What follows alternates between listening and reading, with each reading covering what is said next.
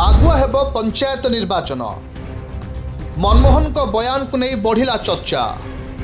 उपनिर्वाचन परी पंचायत निर्वाचन रे लागिबनी तो ब्रेक।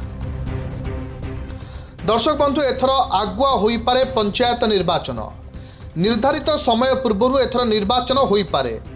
विगत किछि दिन हेब राज्य निर्वाचन कमिशन को प्रस्तुति भी एभली किछि संकेत देउथबा बेले बीजेपी राज्य सभापति मनमोहन सामल को बयान किंतु चर्चा को खोराक जोगाइछि।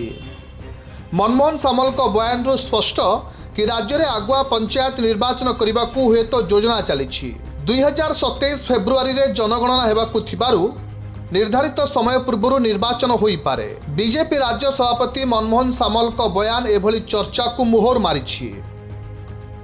बीजेपी राज्य कार्यालय आयोजित मिश्रण पर्व में उपस्थित तृणमूल कर्मी को आगामी पंचायत निर्वाचन पर टिप्स देइथिले मनमोहन सामल।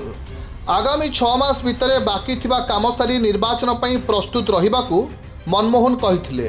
मनमोहन कहिबाकू चाहिथिले कि राज्य में जनगणना पर आगुआ निर्वाचन हेबार संभावना अछि, अर्थात निर्धारित समयर 2 ରୁ 3 मास पूर्व निर्वाचन होई पारे। एथिपई प्रस्तुत रहिबा सह काम करिबाकू भी आह्वान करथिले मनमोहन। निर्धारित कैलेंडर अनुଯାयी 2027 जानुआरी कि फेब्रुआरी रे पंचायत निर्वाचन पर राज्य निर्वाचन कमिशन को पक्षरु प्रस्तुति आरंभ होइछि, किंतु 2027 फेब्रुआरी रे राज्य में जनगणना पर स्थिर होइथिबारु पंचायत निर्वाचन तार 2 ରୁ 3 मास पूर्व होई पारे, अर्थात 2026 अक्टोबर किंवा नवेम्बर होई पारे पंचायत निर्वाचन। मनमोहन को एभली बयान पंचायत निर्वाचन चर्चा को खोराक जोगाइथिबा बेले पंचायत उपनिर्वाचन कथा मन को आसुछि।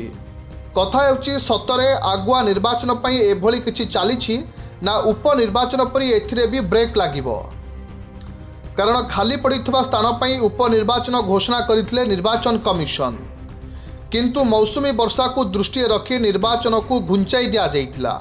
एबे सुधा भी उपनिर्वाचन होई नथिबा बेले पुनर्बार निर्वाचन पाखे आसिलानी। तेबे जनगणना पूर्व निर्वाचन संभव हेबो ना तारीख जनगणना सरिबा पर्यंत गड़िबो ताहा संदेह रे। तेबे विधिवत भावे निर्वाचन तारीख घोषणा हेबा पर्यंत सबु किछि अस्पष्ट, किंतु पंचायत निर्वाचन को नहीं एबेठू बल लगाइलेनी 3 दल। एथर पंचायत निर्वाचन बेस रोचक होई पारे। बीजेडी तृणमूल स्तर में बेस सुदृढ़ थिबा बेले गोटे परे गोटे ब्लॉक भांगिबाकू योजना करुछि बीजेपी। निर्वाचन पूर्व बीजेपी निजर शक्ति वृद्धि पई संपूर्ण शक्ति लगाइछि। आउ बीजेडी प्रति लोकों आस्था केते रहिछि ताहा भी एही निर्वाचन प्रमाणित करिवो। एही लड़ाई कांग्रेस पई भी बेस चैलेंजिंग रहिबो। Bureau report, Kalinga pulse.